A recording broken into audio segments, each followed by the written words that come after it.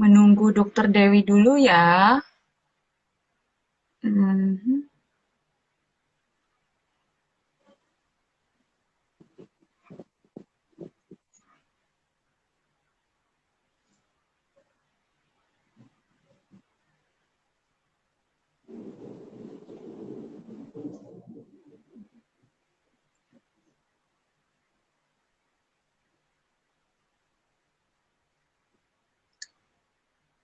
Apa kabar semua?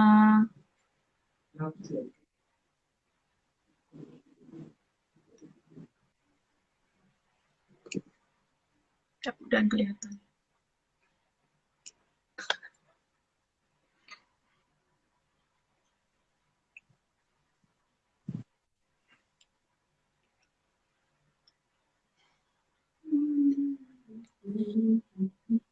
Hai, sudah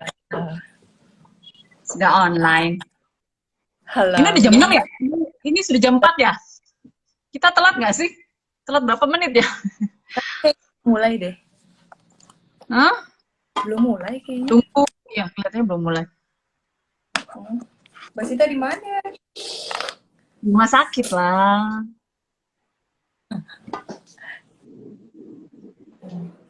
Gelap nggak? Oh, oh berarti ini kita bisa pakai background ya. Aneh-aneh. Oh, Mbak Sita pakai background. Oh, bisa gini lucu. Coba. Oke.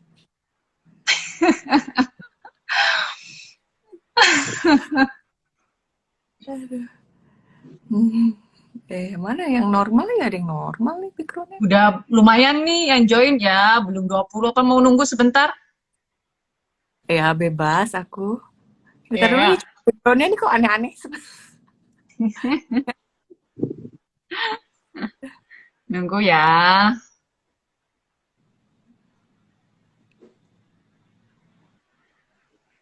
Ntar Bentar dulu nih. tunggu. Nah, yang biasa. Tunggu Aduh, kalau udah 20 ya. gak ada biasa nih backgroundnya. Ntar dulu ya. Kita lagi cari.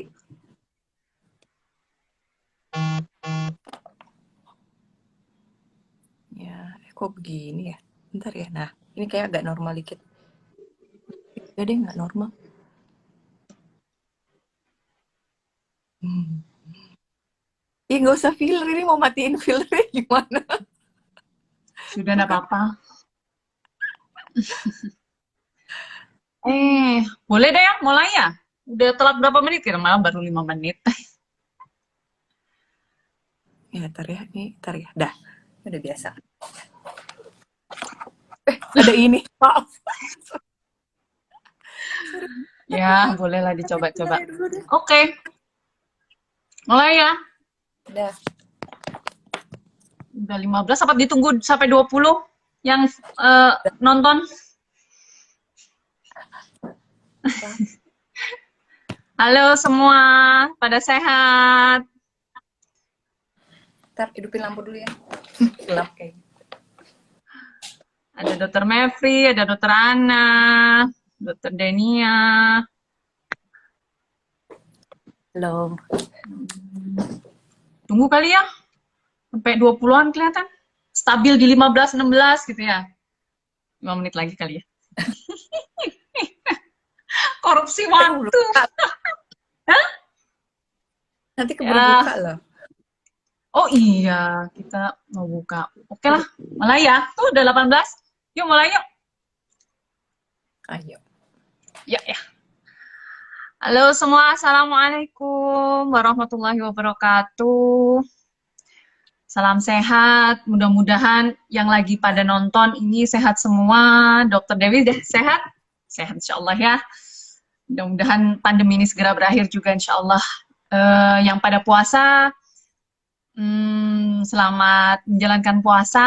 Semoga puasa hari ini apa namanya diterima dan berkah, berkah buat semuanya ya. Amin. Uh, ini kita ketemu lagi ya, seperti biasa. IC itu punya banyak banget acara. Salah satunya nih IG Live yang biasa kita sebut si IC Live gitu ya. hari Rebu biasanya kita live, kita itu bahas ya segala sesuatu tentang echo yang ringan, mungkin bahas kasus atau bahas apa namanya tip dan trik. Nah, kali ini nih saya ditemani sama dokter cantik dari Bandung tapi tinggal di Jakarta, dokter Dewi. Ya, praktek di mana dokter Dewi? RSPP ya, Rumah Sakit Pertamina Jakarta.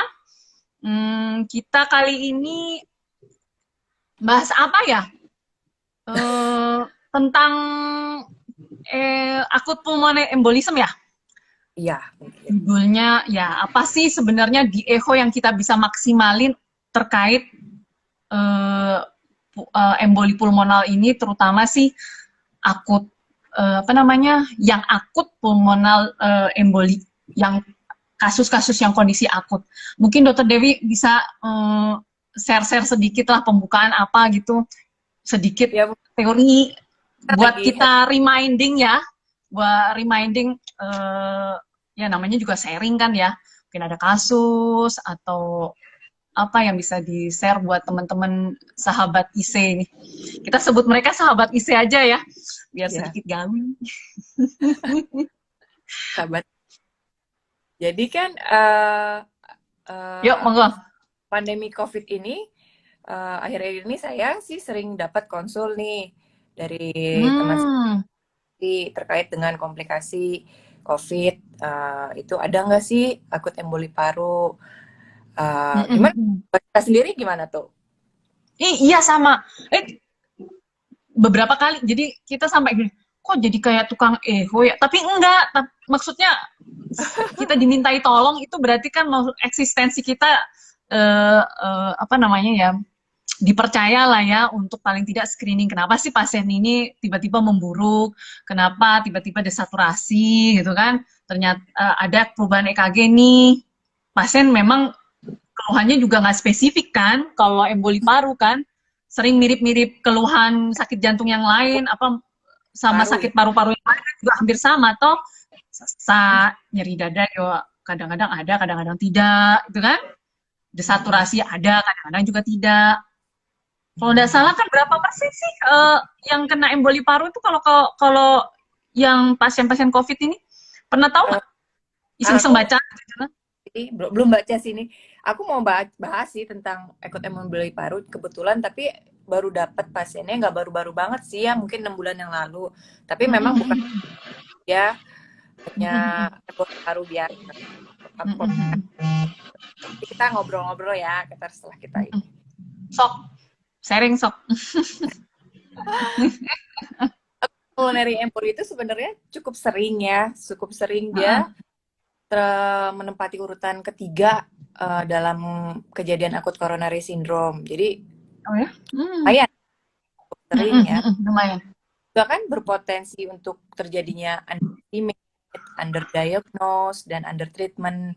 Walaupun akhir-akhir ini memang nggak di Indonesia ya, di Eropa, di Asia, case fatality rate-nya udah mulai turun nih.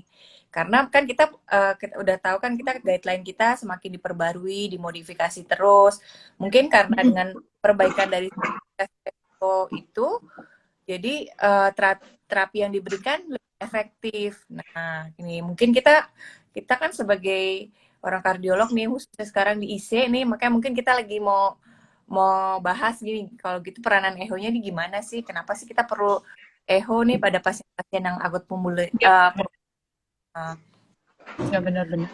Kan iya, dia kan sering kali dia datang dengan gejala yang nggak spesifik, dia kadang-kadang mirip-mirip orang sakit jantung, sakit paru, paling keluhannya kalau nggak dyspnea, sakit dada, atau hemoptysis gitu, bisa-bisa juga kayak gitu. Nah, kadang-kadang kita kan ya suka mungkin nggak kelewatan ya. Nah, padahal dia itu mempunyai angka mortalitas yang cukup tinggi dan mortalitas itu pada awal-awal perawatan. Nah, terapi yang cepat dan akurat tuh berkaitan dengan menurunnya angka mortalitas. Nah, tapi kita untuk mendapatkan diagnosa, konfirmasi diagnosa ini kadang sering jadi delay. Kadang-kadang kan mungkin kita mau melakukan CT susah nih dapat akses intravenanya, mungkin pasiennya udah hemodinamik tidak stabil, atau menunggu ureum kreatinin nih, nunggu belum keluar labnya, atau pasien itu udah ada gangguan ginjal, jadi kan kita nggak bisa masuk kontras nih. Nah, dan itu kita ini nih mungkin EHO ada beberapa keunggulannya. Oke. Nah, itu kita udah di Terutama yang nggak stabil ya. Terutama yang terutama nggak stabil ya. nanti memang kalau yang untuk tadi di stratifikasi resiko kan, mungkin kalau yang low risk nanti tempatnya di mana itu kan ada lagi, mungkin nggak dibahas sekarang ya, mungkin kita yang secara umumnya dulu. Oke, slide. Dari pulmonary emboly sendiri sebenarnya didefinisikan sebagai adanya obstruksi dari arteri pulmonalis atau dari salah satu cabangnya. Bisa disebabkan oleh trombus, udara, atau lemak yang berasal dari bagian lain dari tubuh. Nah, klasifikasinya juga banyak nih, mulai dari tampilan status hemodinamiknya yang dari stabil atau nggak stabil, kemudian pola presentasinya, akut, subakut, atau kronik. Kemudian juga dari terus dari ada atau tidak gejalanya. Oke. Kita ini ya, dari tadi ngomongin secara umumnya. Kan tujuannya untuk merefine kan, sebenarnya apa sih PE? Nggak semua, mungkin lupa atau mungkin apa namanya ya mengingatkan kembali lah teori singkat gitulah. Aku juga kadang-kadang juga lupa. Ini kadang-kadang nggak kepikiran loh PE ini. Masa sih nih PE? Kan? Sering banget. Iya, malah sejawat yang lain yang ini nggak ada PE-nya. Oh iya ya, mungkin ya. Kalau pasien-pasien COVID itu rata-rata kayak gitu. Iya ya, mungkin ya PE ya. Baru itu nyari detail gitu kan. Kalau secara ini kadang-kadang kita lupa gitu. Apalagi kalau pasien COVID juga kan pasti di dimer dia naik ya, sering kalinya naik gitu. Jadi kita bingung juga nih di dimer naiknya apakah dari inflamasinya itu sendiri atau mungkin dari atau karena ada kasus komplikasinya. Terus gimana Dok? Gimana? Terus gimana aku nanya? Ini ada studi. Aku menunggu. Kalau sama aku ketawa mulu, maaf ya. Jadi ada studi observasional ini tentang penggunaan echo pada kasus emboli paru. Jadi ini ada melakukan studi dari tahun 2015 sampai 2014. Pasiennya cukup banyak, hampir 300.000 pasien. Nah, dari 300.000 pasien ini dilihat nih mana yang menggunakan echo. Nah, dari tren ini kita dari tahun ke tahun kita bisa melihat nih ternyata ada peningkatan memang penggunaan echo. Walaupun sebenarnya masih cukup rendah ya penggunaan echo pada kasus emboli paru ini. Juga bilang ada hubungannya juga nih pasien-pasien yang di echo dengan menurunnya angka mortalitas nih cukup signifikan. Mungkin kalau mungkin dari di sini juga masih belum jelas kenapa, tapi mungkin diperkirakan sekunder karena ya tadi yang secara umum yang tadi case fatality rate-nya tadi kan menurun karena adanya stratifikasi resiko, intervensi yang lebih baik, mungkin dapat juga sekunder hal tersebut. Oke. Karena peranan echo dalam emboli paru mungkin kalau kita dalam echo di emergency mungkin kita udah sering ya udah tahu biasa untuk hemodinamik, tamponade. Nah, kalau echo sendiri dalam emboli paru dia berperan sebagai penunjang diagnosis, juga untuk tetap mengevaluasi hemodinamik, misalnya pada kasus hipotensinya kita lihat evaluasi hemodinamiknya, kemudian juga menilai respon kardiopulmonal terhadap intervensi terapi, misalnya pasien tersebut dilakukan trombolitik terapi, jadi kita nilai lagi echo berfungsi kapan nih RV-nya balik lagi ke normal, terus di fungsi ventrikel kanan mana nih udah balik lagi apa belum gitu. Jadi intinya buat screening ya di awal ya, bedain ini datangnya hemodinamik nggak stabil itu sebabnya karena apa, atau mungkin bedain ini ada kasus-kasus yang ya yang eh, apa istilahnya, keluhannya hampir sama, hemodinamika stabil, apakah ini kemungkinan ya salah satunya mungkin PE gitu ya, di PE, emergency ya. Jadi buat screening lah ya, satu ya. Oke. konek, Jadi dideteksi. mm. Kemudian menentukan manajemen. Aku nggak terlalu bahas manajemennya ya. Cuman kan memang sekarang Kita fokus aja mungkin ya apa gambar-gambarnya apa gitu ya. Mungkin ya. sekarang memang kalau hemodinamika nggak stabil ada bukti RV dilatasi, udah ada tempatnya, dan antikoagulan atau trombolitik jika tidak memungkinkan dilakukan. Kemudian keuntungan dari EHO sendiri kan mungkin mudah diakses ya. Sekarang kayaknya hampir semua rumah sakit punya alat EHO. Kemudian prosedurnya juga cukup gampang, non-invasif, alat-alatnya juga alat-alatnya bisa ditransport mungkin ke IGD, alatnya bisa bergerak, jadi mungkin pada pasien-pasien yang berat atau hemodinamik stabil kan bisa alat yang mendekati kan, bukan nggak harus pasien mungkin yang mendatangin. Dan untuk biaya juga kan relatif tidak mahal. Tapi memang ada kerugiannya, dia nilai high predictive value-nya nggak terlalu tinggi. Dia nggak bisa exclude ya, jadi nggak bisa sampai mengeksklud ini nggak ada PE. Kemudian juga kan kita melihat diagnosa PE dari EHO kan kita lihat dari tanda-tandanya seperti RV dilatasi, fungsi. Nah itu kan bisa disebabkan juga dengan penyakit-penyakit lain atau penyakit terdahulu. Nah, dia tidak dapat memvisualisasi PE yang bagian distal, itu kerugiannya ya. Jadi kalau penggunaan EHO itu negatif predictive value-nya rendah ya? Maka kita ini nih, sekalian aku bahas nih ya slide berikutnya nih ya. Oke. Memang sensitivitasnya cukup rendah, tapi spesifiknya cukup baik. Dan parameternya itu berbeda-beda antara parameter EHO yang satu dan yang lainnya. Dan kalau kita ngeliat dari beberapa studi juga hasilnya cukup bervariasi mungkin ya. Kita lihat yang paling rendah mungkin hanya dari RV dilatasi dia hanya sekitar 10%. Kemudian di atas itu ada hipokinesis dari RV free wall.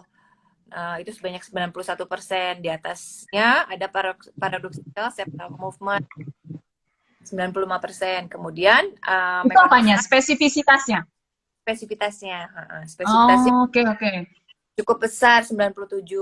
Nah, kalau kita paling tinggi nih, kalau kita bisa nemuin trombusnya nih, kalau udah bisa nemuin trombusnya, ya memang hampir spesifitasnya hampir 99%.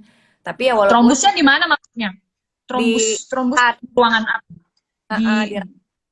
Di PA-nya atau di ruangan sebelum pulmonar? IVC atau arteri pulmonar kok kita ketemu gitu. Nah, tapi memang kalau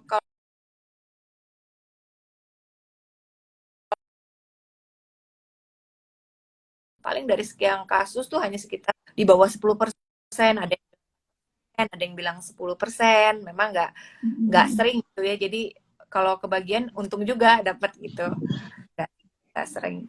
Kemudian nih apa nih, makanya kita kan terus memodifikasi ya agar lebih baik sensitivitasnya, spesifitasnya. Nah kan seperti kita tahu emboli paru juga merupakan bagian dari venous thromboemboli. Jadi ada lagi nih yang kita kenal adanya strategi kombinasi dengan ultrasound. Nah, jadi meningkatkan negative value-nya jadi meningkat sampai 95%.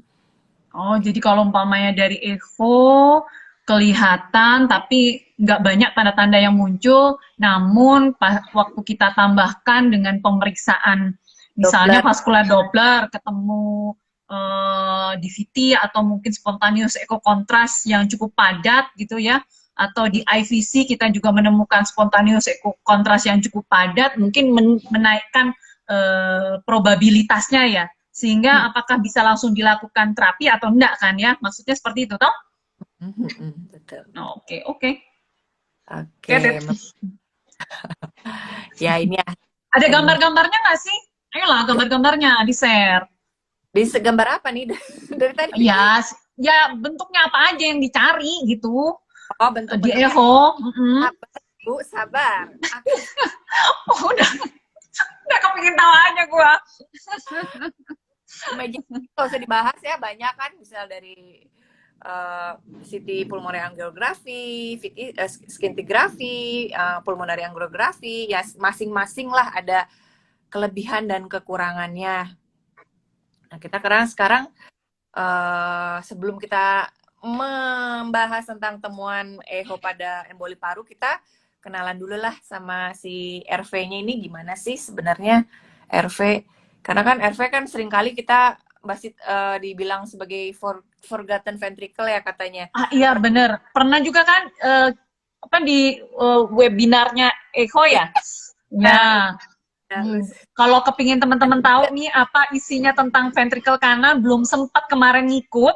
Nah, buka tuh website IC www kebiasaan www.indonesianecho.org. Karena di sana ada banyak webinar-webinar yang kita rekam, dan siapa saja yang belum sempat untuk ngelihat boleh klik acara webinar yang diselenggarakan oleh ISE. Salah satunya ini tentang ventricle kanan ya. Iya. Bagaimana ventricle kanan sering dilupakan, dan PE berhubungan dong dengan ventricle kanan. Yuk, Sof, lanjut. Sorry, keputus. Aku seneng banget ya ada webinar yang ada di websitenya. Jadi kadang-kadang kan kalau kita ikut udah hilang atau kita ikut langsung pun kadang-kadang lupa dengan kayak gini kan jadi terekam ya. Jadi semuanya aja kita pengen berkahnya pandemi. Ini kan kadang kalau kita nggak nyatet, kita nggak ini tuh lupa aja ya. Jadi lupa nih mau tanya siapa? Buka websitenya indonesianecho.org. Di sana jawaban semua keluar. Ayo lanjut, gimana RV ini Bu? Seringkali kita terlalu berfokus ya sama ventricle kiri sampai lupa sampai si ventricle kanan. Nah umumnya sih si ventricle kanan dia tuh punya dinding yang tipis jika kita bandingkan dengan si ventricle kiri. Kemudian katup tricuspidnya ini lebih ke apex ya dibandingkan ventricle kiri. Normalnya rasio dari antara ventricle kanan dan kiri itu 0,6 atau kurang lebih 2/3-nya. Ventricle kanan 2/3 dari ventricle kiri. Ya, jadi kalau kita nemu kanan sama kiri sama ya udah hampir kita bisa bilang ini ya membesar. RV-nya dilatasi ya, membesar ya. Jadi lebih dari perbandingan RV sama LV lebih dari 1 gitu ya. Bisa diomongin itu terjadi RV dilatasi. Oke. Apex tuh cenderung sebenarnya sebagian besar dibentuk oleh LV. Kemudian bentuk ventricle kanan tuh lebih triangular dibandingkan ventricle kiri. Dia tuh sangat bentuknya sangat unik ya ventricle kanan. Kemudian ventricle kanan dia kadang-kadang bukan kadang-kadang ya di trabeculeted. Halnya sih kanan dia tuh terbiasa dengan tekanan yang rendah. Tekanan di ventricle kanan sangat rendah dan punya compliance yang tinggi. Nah, jadi dia terbiasa dengan tekanan tinggi atau resisten yang tinggi nih. Jadi dia jadi suka tidak sigap menghadapi perubahan mendadak dari peningkatan kita dari afterload-nya. Ya, mungkin. Kalau hubungannya kejadian PE ini kan berarti bukan tekanan pulmonal kan yang tinggi kan, kalau akut PE kan resistensinya kan ya. Iya. Resistensi yang tinggi. Jadi bukan resistensinya tinggi, akhirnya terjadi afterload, kemudian tension dari LV-nya akhirnya ya mengalami dilatasi. Jadi salah satu tanda PE adalah adanya RV dilatasi, benar kan? Betul sekali. Kan nyantai kan, nggak usah serius kan. Oh iya. Lanjut Bu, apalagi Bu yang harus dicari Bu? Jadi lain sama ya tadi karena pulmonary vascular resistance yang meningkat, mungkin karena Mm-mm. pelepasan serotonin atau tromboksin A2, Mm-mm. jadinya Mm-mm. afterloadnya meningkat, tekanan dindingnya jadi tinggi, sehingga jadi RV dilatasi atau disfungsi. Jadinya RV cardiac outputnya jadi turun. Jadi LV preloadnya ikutan turun, jadinya cardiac output dari ventricle kiri pun jadi turun. Itu yang menyebabkan hipotensi. Oke, Nah, jadi karena low output ya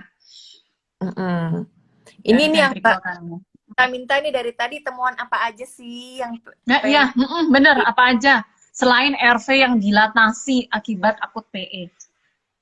Nah, kita lihat tempat juga di jantung sebelah kanan nih, kita lihat tadi kembali RV-nya dilatasi apa enggak. Adanya RV di Sepertinya slide-nya belum tuh gambar. gambarnya nggak jelas ya. Mm-mm.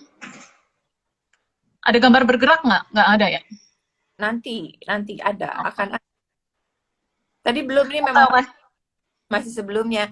Mm-mm. Bagian kanan tuh kita lihat, di jantung kanan kita lihat ada RV dilatasi, ada RV disfungsi baik global maupun regional. Terus ada apa enggaknya TR, tapi biasanya dalam kasus akut ini biasanya dia TR-nya nggak gradiennya nggak terlalu tinggi karena kan dia biasanya rendah, jadi dia belum bisa create tekanan yang tinggi di. Ya karena resistensi kan, bukan Nah, terjadinya peningkatan. Jadi kita untuk membedakan mungkin adanya kali apa tuh namanya keterkaitan kondisi apa ya hipertensi pulmonal mungkin mungkin nggak sih kelihatan kalau di akut PE enggak ya? adanya maksudnya ini apakah kita membedakannya antara hipertensi sama, bisa sih kita bisa membedakan. Ada beberapa variabel gitu memang yang kita akan membedakan antara akut sama itu akan tenang Mbak Sita, kita akan membahas ke sana kok. Terlalu cepat ya saya karena saking excitingnya ya. Karena udah mau lapar, udah mau buka kali. Betul. Kita ngabuburit di sini ya sobat IC. Jadi kan kalau mungkin tadi Sahabat IC, sobat IC kita ngabuburit di sini.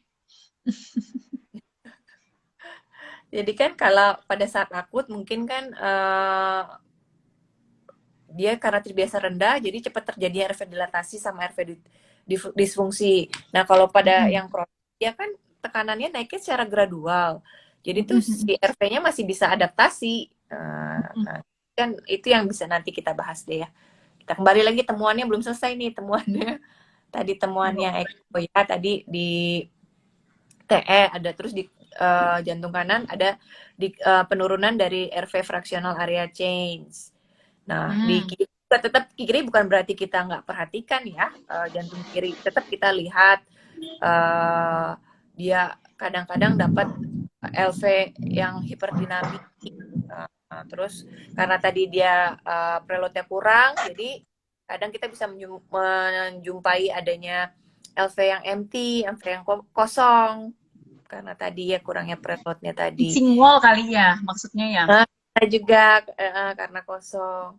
Terus bisa juga ada paradoxical septal motion yang disebabkan karena disfungsi dari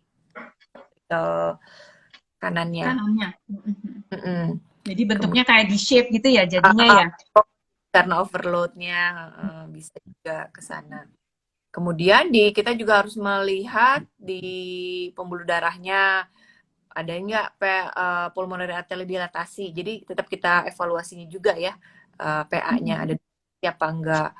Kemudian kita lihat IVC juga jangan lupa kita lihat karena kita bisa terjadi adanya penurunan respon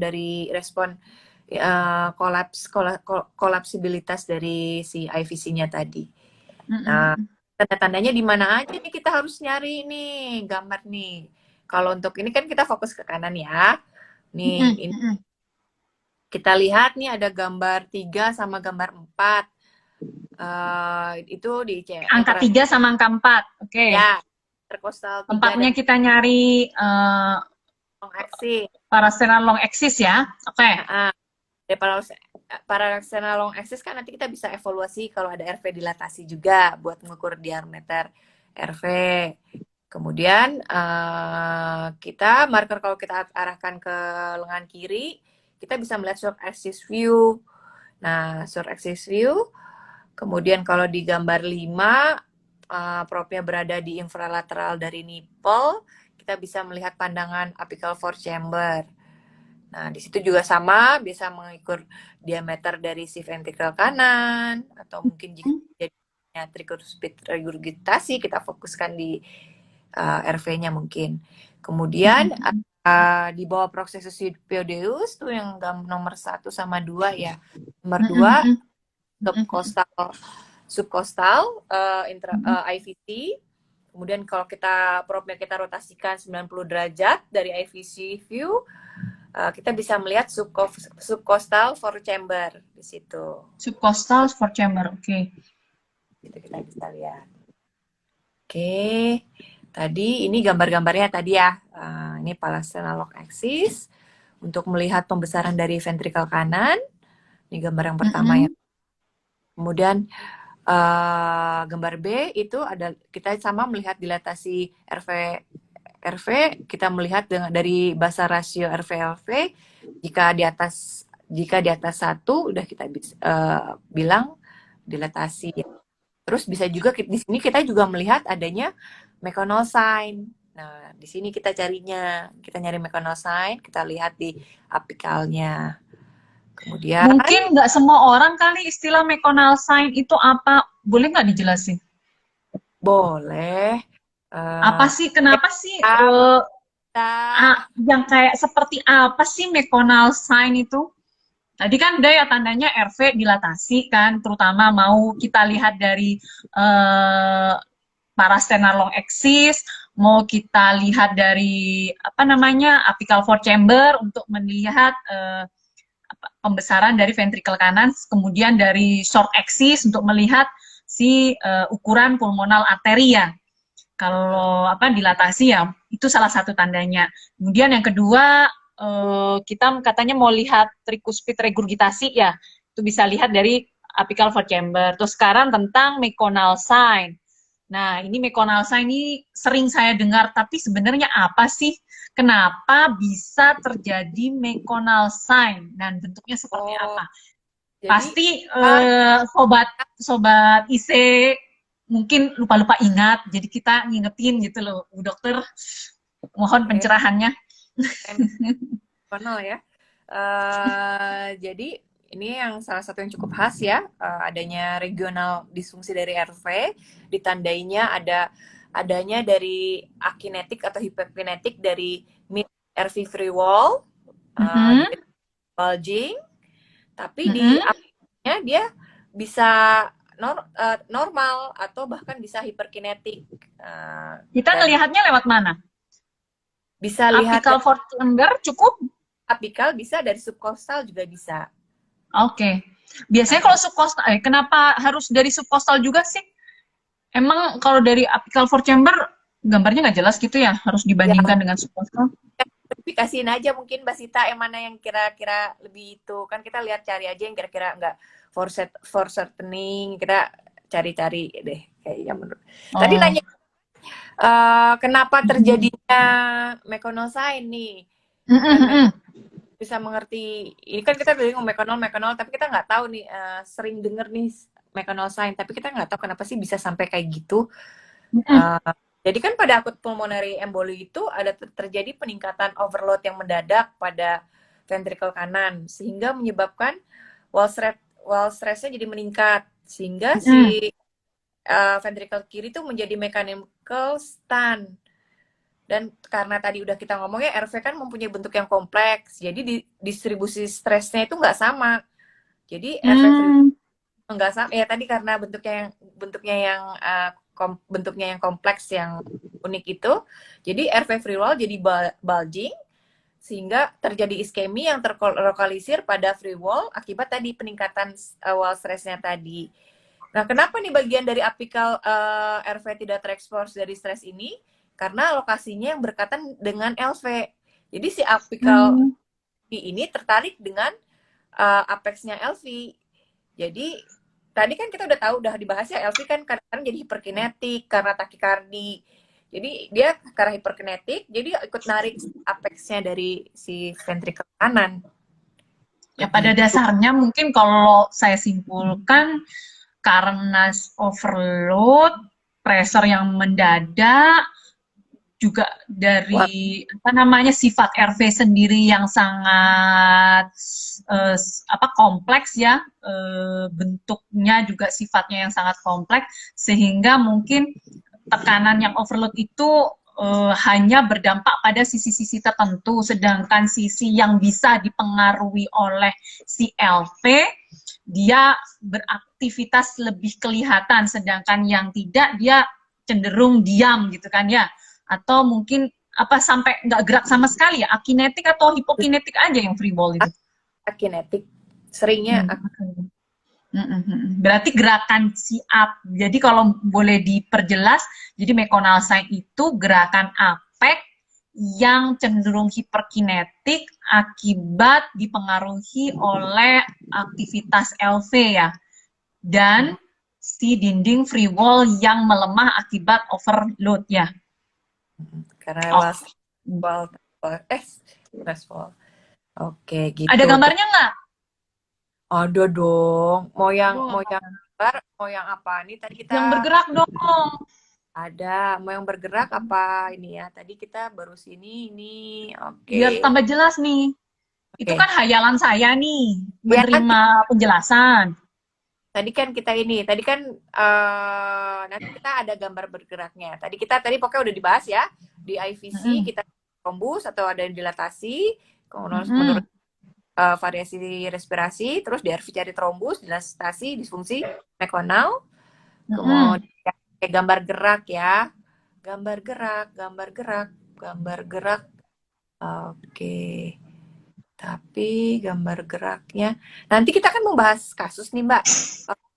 Kebetulan di kasus ini itu mekonalnya cukup khas. Jadi nanti kita Oh, nanti terakhir ya. Oke, oke, lanjut aja deh. Sign lanjut yang aja lain dong, apalagi? sign yang lain ya.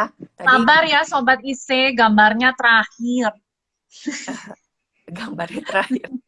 Ini yang suka sering didengar juga 60-60 echo sign. Nah, Mbak Sita Apaan mungkin itu? apa itu? Jadi ya adanya tadi kan kita udah buat bilang ya tadi kalau dalam kondisi akut tekanan karena tadi akibat resistensi pulmonari paru bukan karena pressure. Jadi memang dia belum RV itu belum mampu menghasilkan gradien yang tinggi. Jadi TR pressure Mm-mm. di bawah 60 mm Hg gitu. Ada yang bilang di bawah, ada yang bilang Hmm. dan pulmonary accelerating time-nya di bawah 60 millisecond. Oke. Nah, tapi Kita ini ngambilnya dari mana itu? Pulmonary accelerating time-nya itu. nanti aku akan cari cara ngambil sampel yang benar, aku liatin ya. Mm-mm. Nanti kita bahas. Terus tapi Jadi harus diingat 60-60 echo sign ini TR-nya gradiennya kurang dari sama dengan 60, terus accelerating time-nya di pulmonal kurang dari 60 milisecond juga ya. ya. Jadi sign Terus 60-60. Nih, gampang nih Sobat IC ngingetnya. Sign 60-60. Gimana cara nanti ngomong yang cakep 60-60 sign ya? Susah jangan banget mulutku. ini tapi Oke, oke. ini adalah tracer gradient bukan RV systolic pressure karena ada beberapa Hmm. literatur yang Mm-mm. systolic pressure tapi dari yang saya baca ini lebih gradient ya. Jadi ada yang ngomongnya Gradiennya si tricuspid ya. gradientnya tricuspid bukan RV systolic pressure dia. Jadi gambaran Gitu. TR-nya lah ya. Gambaran TR-nya.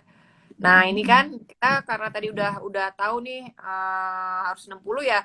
Tapi ya jangan sampai ngambil sampelnya salah gitu. Ngambil sampelnya salah ya jadi hasilnya bisa bias juga kan. Nah, ini gambaran pulmonary accelerated time yang normal dibandingkan dengan yang nggak normal nih. Normalnya tuh dia gambarannya bundar, terus gelombangnya itu simetris. Nah, sedangkan pada kasus yang terjadi peningkatan pulmonary resistant, puncak itu tajam, puncaknya tajam, terus kurvanya tuh bisa asimetris, berbentuk bisa kayak huruf W dengan adanya Doppler notch. Kalau gitu kita kasih tahu nih cari sampel yang benar. Kita nih di parasternal long axis kita lakukan ya. Jadi tadi kembali ya, pulmonary exercise time itu kan waktu yang dibutuhkan antara onset dari systolic arterial flow sampai ke puncak peak velocity. Nah, kita ngambil melalui pandangan parasternal short axis view, terus kita PW, kemudian kita Dopplernya harus searah dengan aliran darah. Terus kita juga menempatkannya tipnya sampel of volume-nya pada anulus dari katup pulmonal. Nah, dari menempat sampel terlalu dekat dari RVOT, jadi kita harus di anulus di katup pulmonalnya. Kemudian biar lebih jelas nih kita bisa cepatkan nih sweep speed-nya. Jadi kita bisa lebih jelas melihat gelombangnya. Kita bisa gedekan. Biasanya kalau kita normalnya kecepatan pergerakan si EKG-nya kali ya untuk untuk mengatur si sweep-nya kecepatan echo itu kan kita kan bisa manjang mendekin itu kalau nggak salah dari patokannya dari EKG-nya ya, bukan gitu, bukan ya? Nanti aku liatin ya kan diputer-puter aja sih. Oke, terus oke. Jadi penguturan PAT interval antara onset dari sistolik pulmonal sampai kecepatan. Oke, nanti aku liatin gambarnya sih, kayak ada gambarnya, ada videonya deh bagaimana cara mengukur yang benar. Nah, ini kita di parasternal short axis.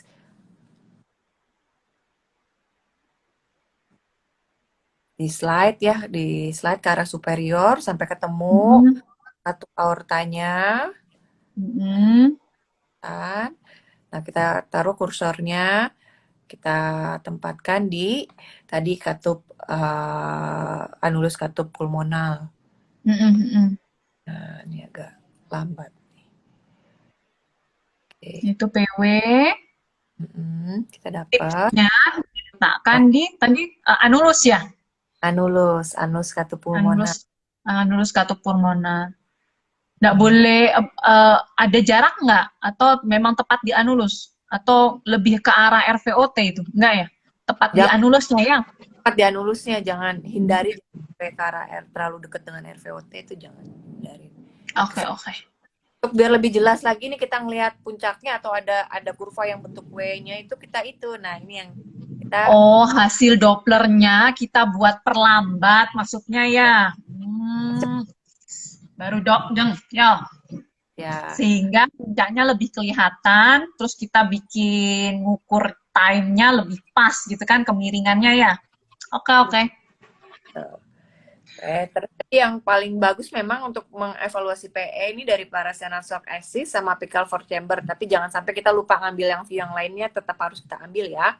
Nah, sekarang kita seperti yang kamu tadi kan? Nonton video lagi nih. Mau. Kan tadi pengen suka video kayaknya.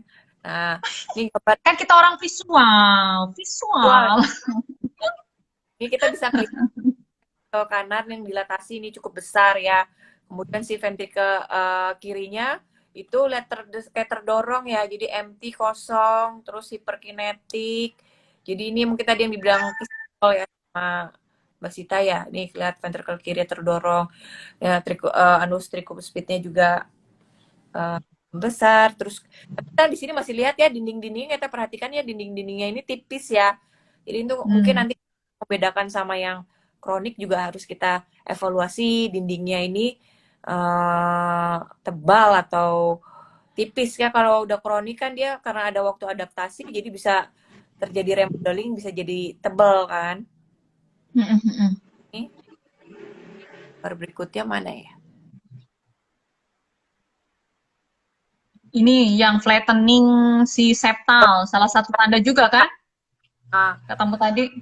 Parasinal stroke axis itu kita bisa melihat nih paradoxical septal motion atau flattening dari IVS-nya itu. Jadi dia seperti terdorong ke arah ventricle kiri. Nih, kadang bisa juga nih kita ngeliat kan masuk sistol tuh dia ke dalam, tapi kadang-kadang si ininya bisa agak terdorong, IVS-nya agak terdorong sedikit keluar. Jadi Ya, ini kalau tidak gerakan salah dari penjelasan webinar sebelumnya yang tentang RV, ini salah satu tanda overpressure ya. bisa ya over pressure, overload di LVD shape tergantung dari kapan terjadinya, fase apa dia terjadinya. Terus mana lagi nih? Oh, ini tadi ya gambarnya. Ini sama ya kayak tadi ya. Ini udah ya, ini kan ada, coba mana? Sobat IC mungkin sudah familiar nih namanya parasenar long axis. Di sini RV itu yang di atasnya. Kita yang ngukur jaraknya ya, yang di RV itu ya. Ya, Bisa kan ya ngukur jarak apa namanya diameter RV dari parasenar long axis kan? Oke. Udah.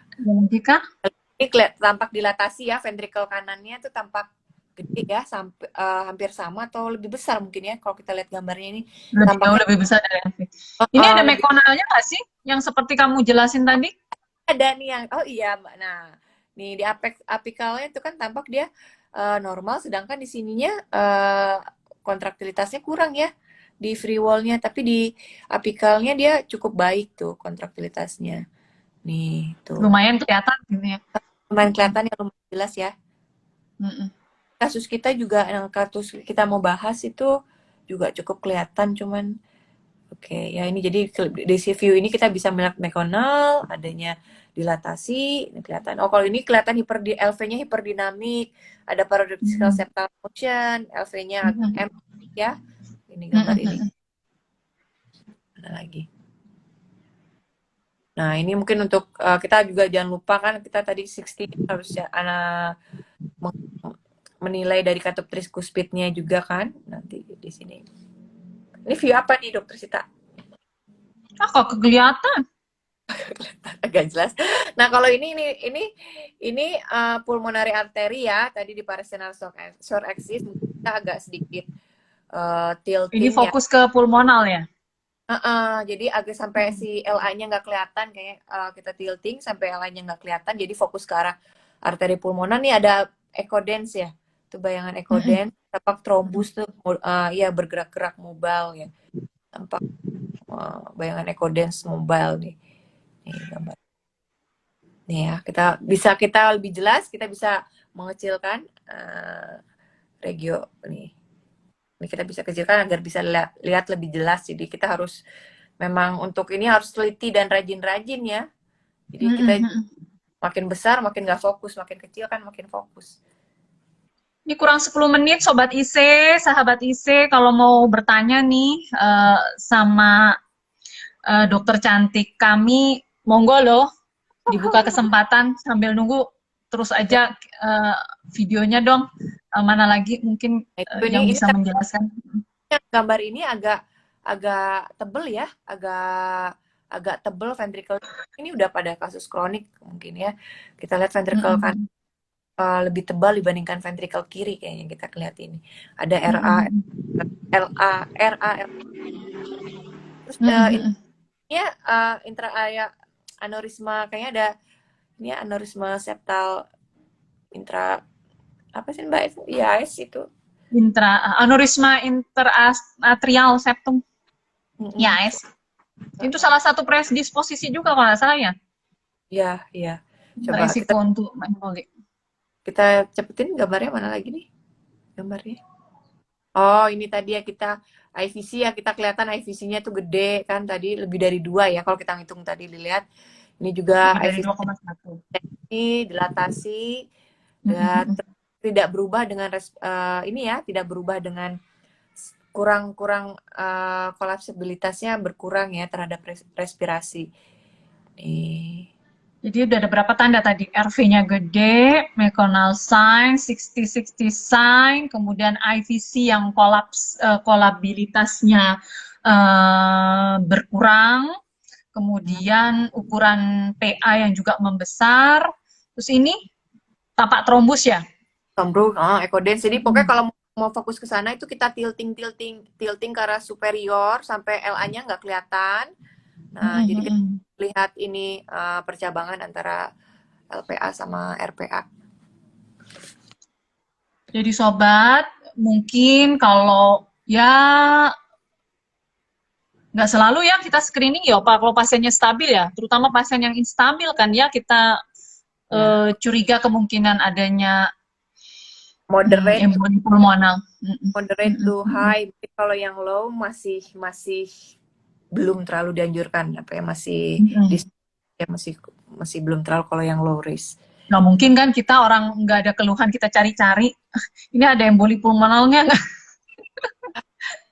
Tapi Ini kalau nih pasiennya kakinya gede gitu perlu nggak kita cari ke atas juga? kakinya gede untuk mencari emboli paru gitu. Jadi di VT itu pasien di VT atau pasien tirah baring yang lama gitu, perlu nggak sih iseng-iseng kita nyari Kak, ke atas? Nggak ya? Nggak atasnya perlu ya? Karena kalau nggak stabil, kalau stabil aja. ya kalau kan itu tadi kalau nggak stabil mungkin kita harus cari kalau hemodinamik. Kalau pasiennya stabil atau low risk kita kembali ke risknya. Kalau dia low ini ya masih di encourage, oke, discourage, sorry.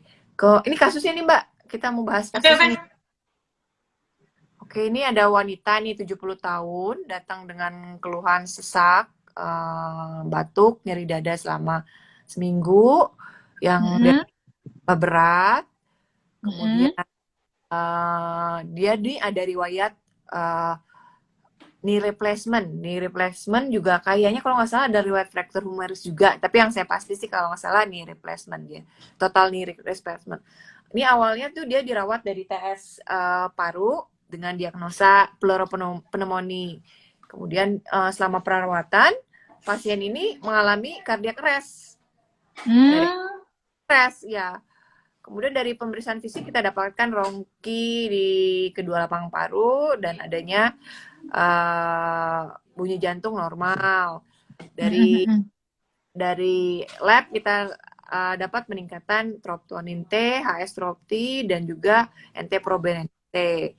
EKG-nya ada cukup khas, ada S di lead 1, Q di 3, dan T inverted di lead 3. Cukup khas ya. Dari chest X-ray juga ada dilatasi arteri pulmonalis. Kemudian nih kita lakukan nih echo. Kan ini pasien Bedside ya? bedside ya, hemodinamik gak stabil, riwayat cardiac arrest atau hipotensi. Malik nanti dulu ya, ini kan sana dulu. Terus cardiac arrest jadi biasa dibilang tekanan darah di bawah 90. Malik, tunggu dulu ya. Tekanan darah di bawah 90 atau membutuhkan vasopresor untuk tensi segitu. Di echo-nya kita dapat RV dilatasi, adanya LV shape, adanya intraventricular septal abnormality. Kemudian kita bisa Mungkin juga langsung ke gambar kali ya bentuknya ya? Itu sudah dapat tanda tuh merah? iya, langsung ke gambar. Tapi ini Mbak, kan gambarnya nggak semuanya ada ya, karena ada yang hilang datanya. Tadi aku kurang jelas tuh yang mekonal. Mungkin ini gambarmu bisa jelas menjelaskan yang mekonal itu seperti apa? Nih coba. Ini nggak gerak kok ini gambarnya. Ini tapsenya 1,4 Rendah jadi ya? rendah, tapsenya menurun. Nah, tapi coba mana lagi gambarnya nih pada pasien ini. Nah, TR-nya TR-nya juga dapat berapa? Rendah juga ya? tinggi ini, dapatnya tinggi. Jadi mungkin dia sudah ada pre-existing disease. Ini dapat 70 nih, 70. 73 Mungkin mm. sebelumnya karena ada paru-parunya mungkin ya. Mungkin dia ada paru. Kira Memang sih baling lama kali mungkin ada infeksi paru sehingga menyebabkan sedikit pH kali ya. kita sih udah bolak-balik ke dokter paru. Jadi mungkin penyakit paru juga. Nih kita lihat IVC-nya, ini nggak kelihatan, nggak jelas ya IVC-nya. Cukup IVC lebar kelihatannya ya. melebar, ada dilatasi, terus juga variasi respirasinya juga kurang ya. Respirasinya kurang, jadi cukup mendukung adanya ini ya, adanya Ke arah kemungkinan. kasih ya kemungkinan ke arah sana. Kemudian nah videonya nih kayaknya, nah yang ini videonya nih. Oh Ini iya cukup kelihatan banget tuh. Itu kan Itu Sobat kadang IC, jadi kelihatan banget tuh hiperdinamiknya di APEC dan RV free wall-nya bener-bener gak gerak itu ya. ini cukup khas Ini yang gong, gambar gongnya ini. ya Jangan-jangan tuh dapet kayak gitu. Kan sering nggak ketemu kan tanda-tanda khas ini, sering banget nggak kelihatan ini luar makanya biasa nih. karena kita seringnya seperti dibilang tadi kita forgotten ventricle kan kanan kadang-kadang kita sering Iya. kiri jadi kadang-kadang lupa sama yang kanan gitu kecuali udah Ya, mengeksplor APEC RV dan mengeksplor sekitaran RV pulmonal itu memang untuk beberapa kita pasti sering lupa kalau nggak dilihat lagi klinisnya bagaimana, EKG-nya seperti apa, kenapa dikonsulkan ke kita, itu pasti itu sangat mendukung sekali kan sebenarnya bukan sekedar kita mencari echo apa yang mau di echo ini cari kan jadi apa namanya bingung mau ngapain kan kalau sudah tahu oh kemungkinannya ke arah sini jadi kita bisa lebih fokus ke RV-nya. Nih kurang dari 2 menit nih Bu. oh iya, iya terus cepet nih Kesimpulannya apa? ini pasien ini dilakukan trombolitik nih lihat nih jadi memang bantu nih kita lihat bandingkan gambar berikutnya mungkin Oh berikut setelah mendapatkan tata laksana pas, wah kan jelas. Langsung kembali nggak? awal 37 Mm-mm. nah sekarang di PVACCT-nya udah perbaikan ya ini sekitar 68 kalau nggak salah ya ini berikutnya ini jadi tapsinya tadi rendah sekarang udah fungsi ventrikel kanannya berarti kontraktilitasnya sekarang membaik ya kita lihat jauh ya dibanding yang tadi ya Mm-mm. kita bisa lihat ya beda ya kemudian tricuspidnya juga sekarang berkurang menjadi 30 ya 30 Oke. mm nih ini diameternya juga kurang Jauh dibanding lebih bagus ya dan mekonasanya hilang. nanti ada Good job lah. coba lihat langsung lihat nah Wah iya, keren. langsung bagus nih jadi jangan Jadi benar-benar echo ini membantu sekali pada saat kondisi-kondisi seperti ini ya. jadi kan kita Ngomong-ngomong masalah tentang kita evaluasi echo ini, sobat, saya mau ngingetin nih, eh, Echo ntar lagi ada Ina Echo, tapi secara virtual. Itu kira-kira tanggal 11 sampai 13 Juni ya. Kalau kepingin bergabung, segera follow Instagram Ina Echo. Di situ ada informasinya tentang kegiatan Ina Echo. Kemudian dan spesialisasinya yang tahun ini kita in conjunction dengan ASEAN Society Echocardiografi. Mungkin di sana juga ada pembahasan-pembahasan tentang kasus-kasus yang Dokter Dewi sampaikan hari ini. Luar biasa sekali nih. Pasiennya hidup dan bisa jalan dan tidak ada udah nyeri dada, sehat, tensi bagus. udah 6 bulan ya jadi sekarang sudah pasiennya sudah bagus sih alhamdulillah jadi kita ini dilakukan direct trombolitik kemudian kita lanjutkan dengan NOAC ya sekarang sih pasiennya sudah jauh perbaikan nggak ada keluhan luar biasa ya. Inilah okay. manfaat echo pada pasien-pasien dengan halo. Nah tadi mungkin kalau waktunya udah habis nggak ya? Mungkin ini ada beberapa parameter temuan untuk membedakan antara yang akut sama kronik ya. Bisa kita melihat RV free wall longitudinal strains, kemudian kita fractional area change, kita kemudian tadi kembali estimation PASP kita lihat ya biasanya pada akut tidak melebihi 60 sampai 65 dan nggak pernah sampai 80. Tapi pada saat kasus kronik PASP biasanya melebihi 85 mm Hg hampir pada 20% pasien dengan non-stenoid pH. Kemudian dari TR severity-nya kita lihat vena contractanya jarang biasanya kurang dari 0,5 kalau yang kronik itu biasanya di atas 0,6 nah itu biasanya karena kronik peningkatan dari right side pressure intinya mungkin ada keterlibatan pulmonal hipertensi kali ya. Iya, ini gambar satu nih susah kelihatan nggak ya? Ini rasio antara ventrikel kanan dan kiri Mm-mm. Diameter basal biasanya lebih dari 1, yang berarti RV Mm-mm. dilatasi. Kemudian Mm-mm. ada gradien atrioventrikularnya tidak di atas 60, seperti yang kita ngomong pada Mm-mm. kasus akut. Kemudian tapsenya pada kasus akut nggak harus turun nih, Mm-mm. nggak selalu turun dibandingkan kontrol.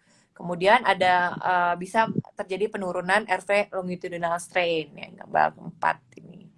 Kemudian gambar berikutnya, kasus berikutnya ini gambar 1, kita lihat jadi rasio antara RV LV biasanya lebih dari 1, jadi sama RV dilatasi. Terus tekanannya atrioventricular gradiennya tinggi, Mm-mm. itu merupakan khas dari kronik PH. Kemudian biasanya tapsinya sudah mulai menurun, yang Oke. menggambarkan ada penurunan dari RV longitudinal fungsinya. Kemudian RV longitudinal strain-nya juga turun gitu. Kita cepet-cepet terakhir ya. Satu lagi nih, fungsi Yes. terakhir nih. Apaan? Jadi prognosa nih. Jadi ada manfaat nggak sih kita lakukan echo nih? Ada beberapa parameter echo yang kita dapat dipredicting terjadinya adverse event nih dari TAPSE. Dia tuh sangat kuat dan sangat berkaitan dengan resiko kematian pada Intinya berbagai sih fungsi segi. RV ya kali ya. Betul. Tapi kan TAPSE gampang, jadi kan mungkin kita bisa Mm-mm. Mm-mm. ngelakuin adanya trombus di ventrikel kanan, jadi berkaitan dengan Mm-mm. short term Mm-mm. mortalitas, terutama pada pasien dengan hemodinamik stabil. Oke, tapi tidak pada pasien dengan low risk ya. Kemudian RV overload yang ditandai dengan peningkatan EDD-nya, free wall hipokinesis, dan PA systolic pressure-nya di atas 30. Kemudian LV speckle train-nya juga berkaitan dengan komplikasi kasus. Oh, komplikasinya malah. Oke. Mm-mm. Ini satu studi lagi dikit nih ya, cuman sekilas aja. Ini dia ada dia melakukan apa sih, registry ya. Registry echo dilakukan 72 jam sejak diagnosa PE. Dari Mm-mm. 35.000 pasien, 15.000 dilakukan echo, didapatkan yang berhubungan dengan mortalitas, adanya pembesaran RA, RV hipokinesis, dan RV trombus Mm-mm. berkaitan dengan kematian yang tinggi. Selesai. Oh, jadi kalau kelihatan trombus, RARV-nya dilatasi, fungsinya menurun, tinggi Mm-mm. resiko angka kematiannya ya. Oke, Sobat IC, ini sore-sore kita ngabuburit sama dokter cantik, dokter Dewi dari Rumah Sakit Pusat Pertamina Jakarta. Semoga perbincangan kita tentang emboli paru ini membuka, ya mengingatkanlah sedikit, membuka wawasan, mengingatkan sedikit, dan membantu kita untuk reminder kalau RV emboli paru ini dengan evaluasi echo meskipun tidak bisa merule out ya, tapi dengan merule in-nya namun masih bisa kita untuk rule in terutama pasien-pasien yang dengan kemungkinan PE-nya dengan pasien-pasien yang tidak stabil kondisinya ya. Begitu Dokter Dewi? Betul Oke, sekali. nyatanya sih tidak ada pertanyaan, mungkin cukup jelas. Pada Kembali lapar. mengingatkan, ya terima kasih untuk yang telah bergabung. Hampir tadi 30 orang, mungkin sudah pada lapar menunggu buka kali ya. Mudah-mudahan apa yang kita sampaikan bermanfaat. Jangan lupa follow akun Instagram kita @inaecho.meeting. Kemudian jangan lupa juga kunjungi website kita di www.indonesianecho.org karena di sana ada beberapa rekaman, contoh-contoh kasus terkait echokardiografi. Kemudian kita akan ada acara besar nih, Ina Echo with virtual meeting dengan in conjunction ASEAN Society of Echocardiography tanggal 11 sampai 13 Juni 2021. Ikut ya. Jangan lupa. Foto dulu dong Mbak Ya. Sita, biar Apa? kekinian. Foto dulu Apanya? dong. Foto dulu Apa? dong. Oh, Foto foto dulu dulu. dong. Oke, sudah? Oke. Oke, sehat ya, sehat. Untuk Ya, semua sobat saya ISEM, kemudian selalu berdoa semoga pandemi segera berlalu ya. Insya Allah, amin. Dadah, kita ada. stop ya. Terima kasih.